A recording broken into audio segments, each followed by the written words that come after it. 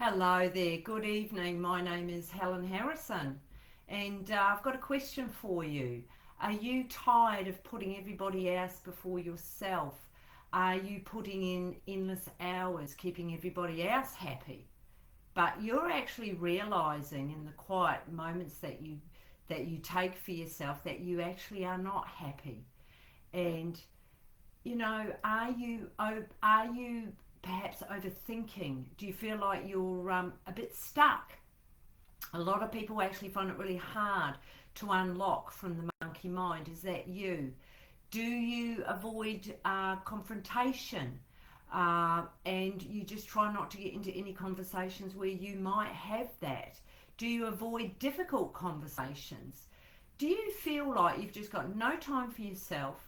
You're exhausted, you're unmotivated, you're resentful, you're not present, you dream, you hope, you wish. Okay, in this video, if any of this is speaking to you, in this video, I'm going to share with you how you will know that you are important and that you can easily fill your own cup up without feeling guilt.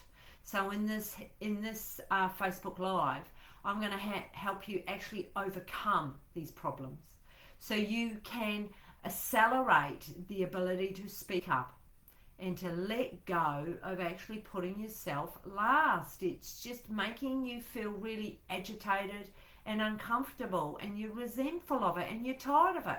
I've discovered 3 common struggles that people often make with this little known sabotage and patterns that are not exposed and eradicated, and they can deeply affect your relationship with yourself and also with others. And it impacts your wants, your needs, your desires, your positions, your boundaries, and how you actually feel about yourself. So once you're actually feeling guilty and unfulfilled and exhausted, it is actually really difficult to bounce back. Perhaps you try and bounce back with affirmations or chatting with a girlfriend or a family member, or perhaps going for a walk, but you're finding now that it actually isn't enough. Or maybe you actually feel like there never is enough time and you don't know how to slow down. You actually don't know how to stop. Having worked with thousands of clients over the last 15 years, I've learnt from them, I've learnt from my own experiences, from my own training, what works and what doesn't work.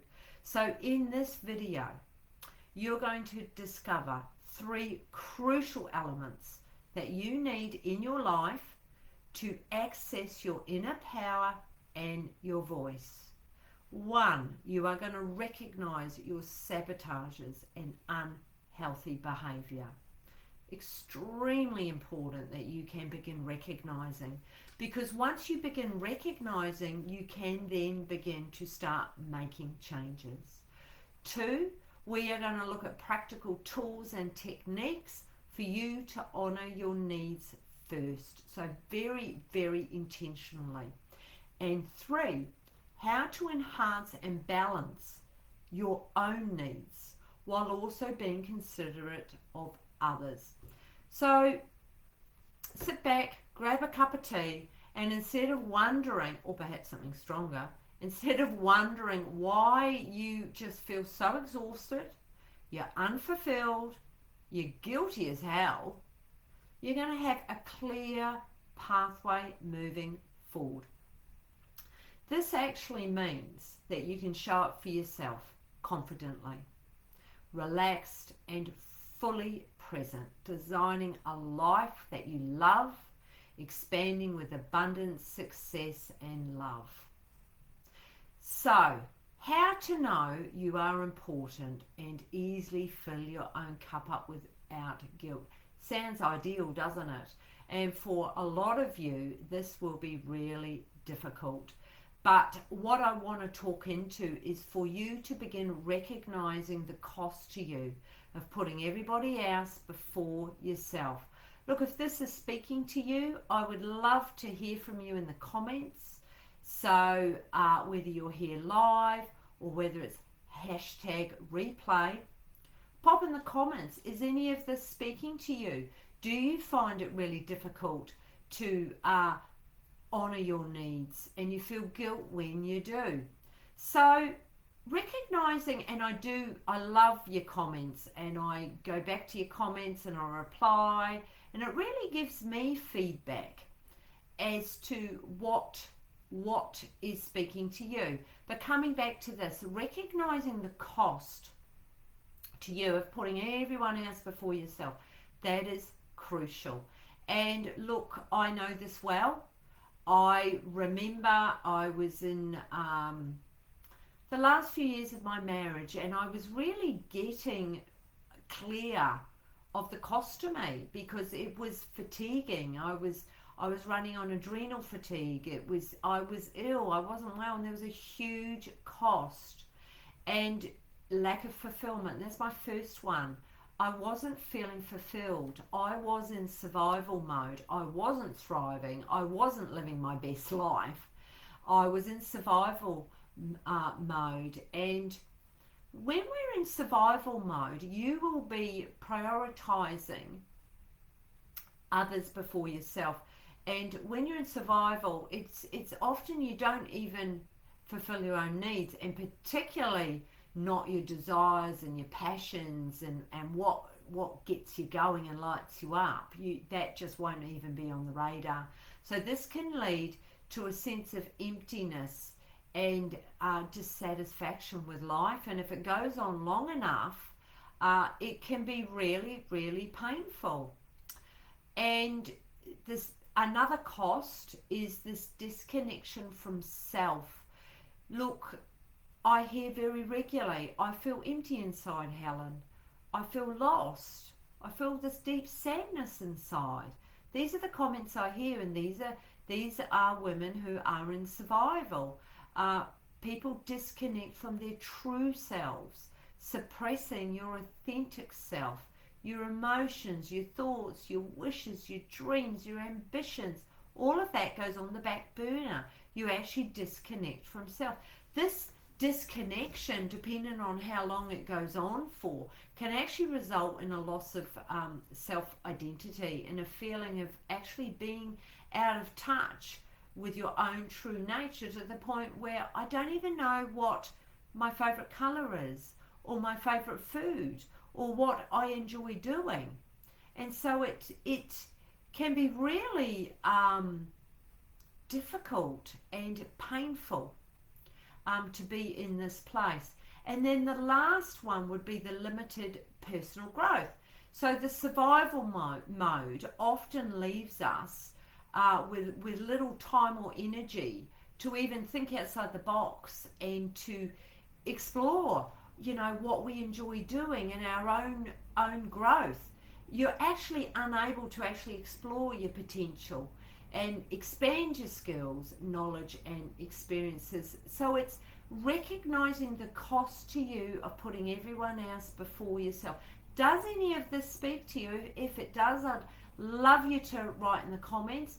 The lack of fulfillment, the disconnection from self, and the limited personal growth. Have you experienced this, or are you experiencing this at the moment? And so just pop it in the comments. Hello, Kim. Fantastic to see you here on this, I was about to say masterclass. I did a masterclass a couple of days ago. It was on my mind, but on this Facebook Live. So I now want to talk about recognizing, hello Kat, lovely to see you as well. So fantastic that you're here. My two biggest cheerleaders, thank you. I really, really appreciate you being here on this live. So where I want to go now is recognizing your sabotages and your unhealthy behaviors. So how do you do that? The first place is to actually self-reflect. Now, I've just come off the call from my inner circle group of women, and these are women who I really want to explore their inner worlds, and we've been doing some work around self-reflection and being able to explore your inner world. So self-reflection is, where do you feel in the body when you are out of alignment with yourself? Where do you feel uncomfortable? On self-reflection, how did you feel when you were with that group of people or that person? So it's recognizing your sabotages. Why are you putting yourself in these positions where you do feel uncomfortable and this unhealthy behavior? You know, recognizing the cost to you is one thing, but then recognizing, okay, this could be a sabotage, and being able to self-reflection. And one of the most crucial keys in self-reflection is journaling. I believe that journaling, hello Shay, lovely to see you, you're live as well. Such an important topic. Yes, it is. I agree, Kat. The self-reflection in journaling, I believe journaling is one of the most therapeutic tools you can possibly do. And it's having a consistent, disciplined practice. And I still, to this day, I journal. It helps me self-reflect. It helps me explore my inner world. It helps me recognize when I am actually not speaking up and I'm putting others before myself, which then comes back to the cost to me and that lack of fulfillment and that disconnect from self, because it's recognizing when you are disconnecting from yourself. And if you stay with this and stay with journaling and self-reflecting, you'll begin to recognize your sabotages. And sabotage is a action of what locked in when you were little, often a lot of the time. You actually don't even recognize that you're doing it. So it isn't until you do self-reflection that you are able to begin recognizing that. And that's another whole topic, sabotages. But I want to move on to identifying triggers. So when you're recognizing your sabotages and also your unhealthy behavior, it's being able to identify a trigger. Identifying in the first place will be in the body. So when I first started trying to understand my triggers, I actually found it really difficult to even inhabit my body. But when I first began, it was anger. And I wasn't able to actually catch it in time, so I would act it out. But slowly, as I began to self-reflect, as I began to get the cost of what it was doing to me, because it was really hurting me and it was hurting other people in my world, I was then able to begin identifying, oh, I'm feeling anger. Where am I feeling it in my body? Oh, it's in my gut. You got a few seconds where you feel it in the gut and it travels up the body, but it's being able to identify this. So yes, I need to get back into journaling. Yeah, journaling, Kim, I believe is one of the most therapeutic tools. It is having a deep internal relationship with yourself. We are so busy doing. What I love about my journal is I land and I come home and I step inside me, because it isn't outside of myself, it's inside of myself. And that's where journaling, I really treasure my time where I journal.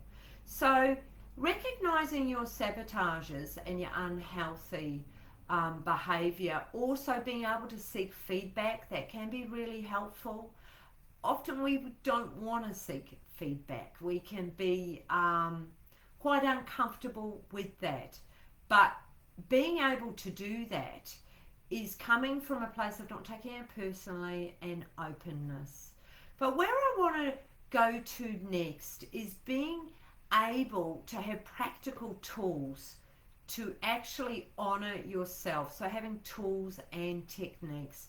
If we go back to what I was talking about, the 3 crucial elements, we've touched in on recognizing your sabotages and your unhealthy behaviors, and we're now going to go to practical tools and techniques to honor your needs first.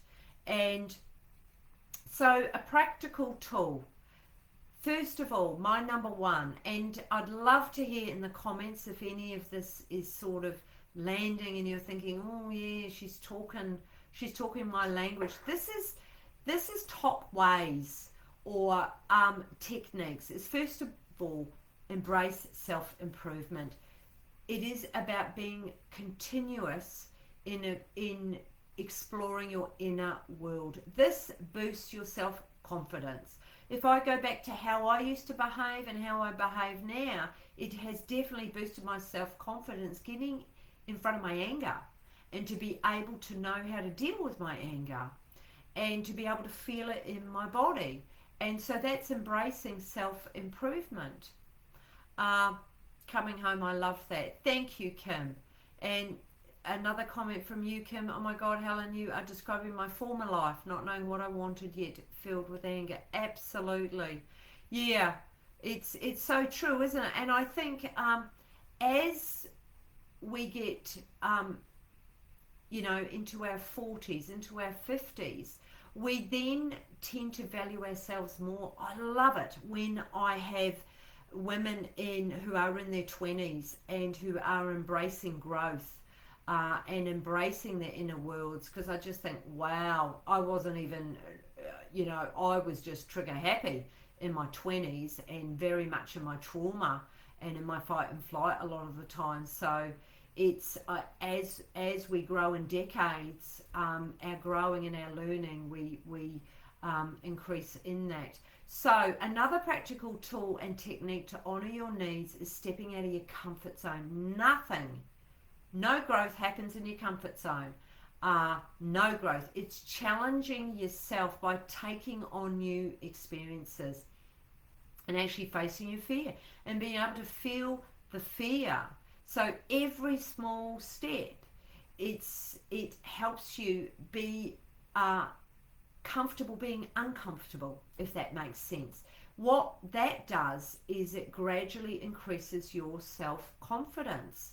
I could never step out of my comfort zone, because as soon as I did, it would set off my fight and flight, because I just was in constant feeling of feeling unsafe and in that survival and in that fight and flight.